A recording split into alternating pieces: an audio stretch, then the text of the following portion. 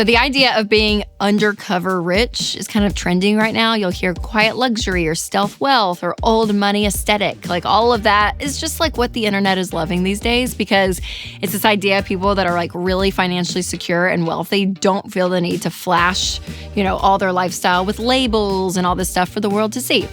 So I saw an article on this topic recently, and I thought some of their points actually matched the Ramsey baby steps. So today I'm going to share and react to this list, plus a few insights of my own as we talk about this kind of concept, if you will, of being wealthy, but not always flashing it.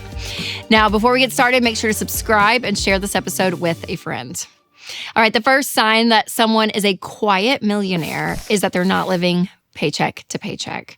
So again, you may not see it. It may not be out in the open, but for sure, when you become wealthy, you're not dependent upon that next paycheck to get by. So the margin is great, and you can get there by living below your means, right? Having a budget and actually learning to get out of that cycle. But you can definitely tell someone is like doing well if they're not needing that next paycheck to get by.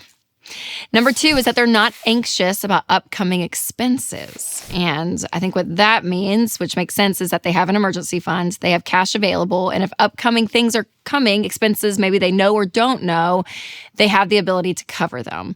So again, when you are paycheck to paycheck and don't have savings, it's like any little thing that comes up could feel like this crisis, right? It takes you completely out of orbit.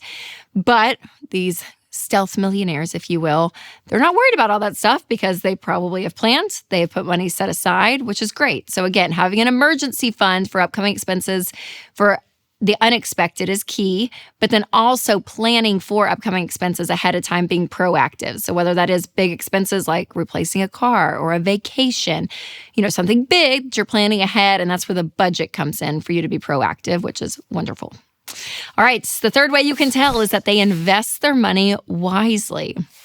And I thought this was really great. When you talk to a lot of people who are wealthy over time, very few of them just kind of like randomly made one decision and it just made millions, right? It is this consistent lifestyle of saying, hey, how do I best use my money to make money? Because that's really one of the secrets I say, is when your money's making money, like that is a great part. That's where investing does come in. And so they're investing their money wisely. They're not flippant about it. They're probably actually very wise and slow to make decisions on what they're investing in. And when you get to this point of having no debt and a fully funded emergency fund, this is when you can start doing this. And you can invest 15% of your income into retirement.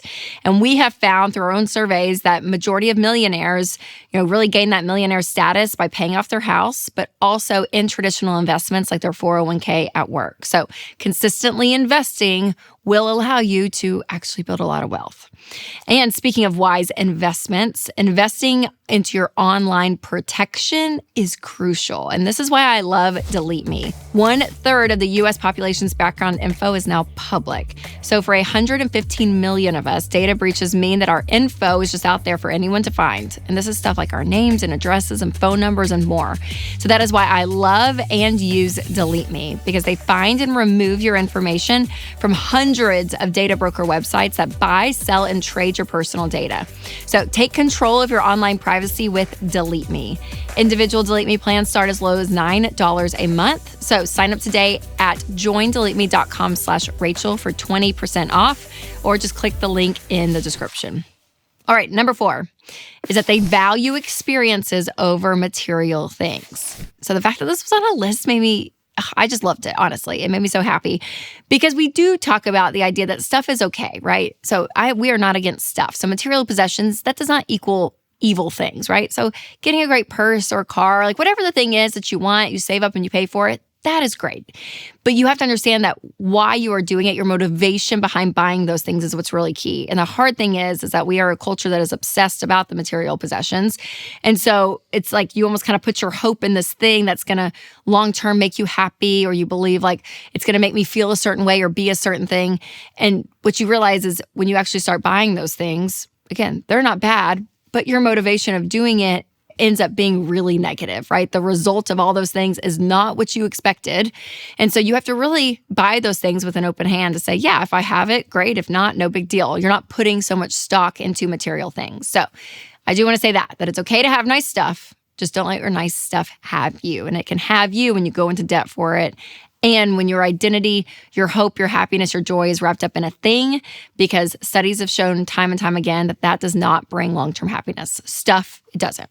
Now, experiences, on the other hand, actually do bring a level of joy. When you experience things with people you love, there is something about the richness of life and the joy of life that is very real, and that's been proven. So I love that that's on the list. Experience over material things. Number 5 is that they're generous. And we see this a lot. And again, this may be quiet. It may not be out in the open, but there are a lot of people who have, earned and worked for and created a lot of wealth. And what they do with it is absolutely incredible. And so there is something about living with that open hand that is key. And we see that happens. Not every wealthy person does this, right? I'm not saying that. But I do think those that live with a level of peace in their life where money is not an idol, there's something about that open-handedness. And so where you are in your personal finance journey, regardless if you are living paycheck to paycheck or maybe you are, on the wealthy end of it, be giving. Let that be a rhythm in your life, because that will continue to magnify who you are as you start to build wealth. All right, number 6 is that they're not driven by status symbols. So we talked about, earlier how the stuff is not bad, but this is key for wealthy people when they actually realize, okay, I'm not going to be driven and my motivation is not so I can go and look impressive. Because there is something about this idea that the more stuff people have or the more labels, the more they're trying to impress you. And I feel like you can kind of get a feeling of people like that. There is a level that you're like, okay, but you're an okay person. Who you are, genuinely, just who you are is enough. You're good. And so even that quote, which I love, confidence is quiet, insecurity is loud. And there are some loud people that, again, I think people experience that you're like, you're okay. But there's something about not needing to continue to impress, which is a really beautiful quality. And what we have found, again, with wealthy people is that they aren't driven by status. And I think cars is one of these places that a lot of people think oh my gosh, if I just get this car, people are going to see me a certain way and they want to be viewed in that light. So according to the national study of millionaires, the 2 most common brands of cars that millionaires drive, you ready for this? Honda and Toyota. Yep, great cars. Not the most flashiest or most impressive, but they're good because, again, millionaires, they're not worried about it. They are not worried about it. Okay, number 7 is that they value quality over quantity. And this is, I definitely am... I could get better at this because I do like quantity. I like options in my stuff. But they do appreciate quality items. They actually see something and will have the patience to wait and buy the actual thing that's going to last a long time versus something that's cheap just to kind of scratch that itch. Now, if you are living below your means and you're investing in things that will last, be doing that because that's going to help you not be a victim of constant consumerism. If you continue just to run and consume, it is hard to build wealth when you do that because you're spending a lot of money versus saying, hey, I'm going to be looking at the quality over the quantity, and that's helpful. But again, I'm saying this to myself too, people. Trust me. And number 8 is that they have a long-term financial plan. For a lot of people that build wealth, it doesn't just happen. They don't just wake up and they're like, oh, look at all this money that I have.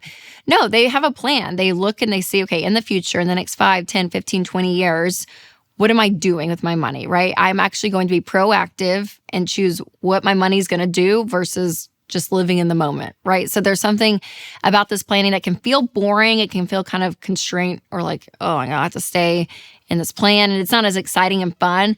But over time, it's amazing understanding the amount of peace that comes with actually being proactive in this area of your life. Because for so many people, they don't. They just have a feeling and an emotion and they act on it and they move on.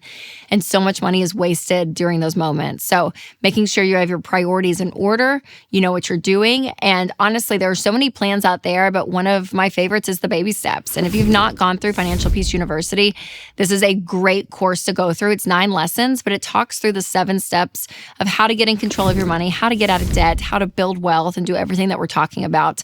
Because again, it's this idea that you're working a system, you're working a plan, you're not just going off of this emotion in the moment. And so if you want to check out FPU, I will leave a link down below. But it is a great course to dive into to get a lot of tips and this method of building wealth. Now, if you want specific tips for how to budget to build wealth, make sure to catch my episode, 4 Ways You're Ruining Your Budget Without Realizing It. You can click here, or if you're listening on podcast, I will leave a link below. All right, you guys, remember to take control of your money and create a life you love.